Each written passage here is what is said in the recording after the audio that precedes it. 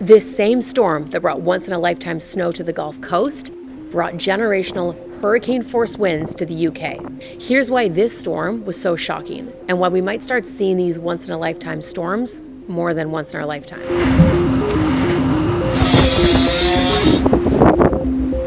The UK can get intense winter storms, and often they do form from a lingering system that's crossed North America and ended up over the Atlantic Ocean.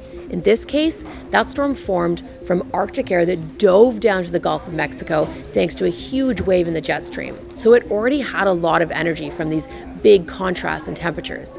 But here's where things took a different turn. Once it hit the Atlantic waters, it began to blow up. One of the most intense storms on record for the UK, and one that even scientists were surprised to see. In fact, its central pressure, that's how we measure how strong a storm is, blew the definition of a weather bomb out of the water, double the rate required for explosive cyclogenesis. It's a pressure generally seen in a Category 4 hurricane, not a winter storm. And right on cue, the hurricane hunters from the National Hurricane Center were so interested in how quickly this grew, they flew across the Atlantic and into the storm to help us better understand these systems. Okay, so why so intense? Well, first of all, the jet stream that's carrying this storm across the ocean is so fast, 300 kilometers per hour fast, almost double average speeds. And like a hurricane, it had a very warm core, helping to fuel it up on that ocean crossing.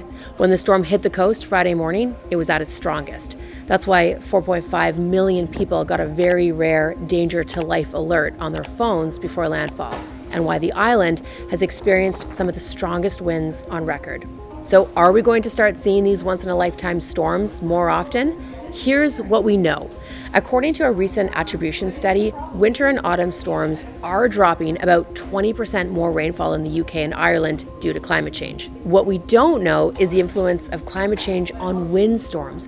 It's a little more complicated because climate change is affecting that jet stream in many different ways. And this storm needed all the right ingredients to come together.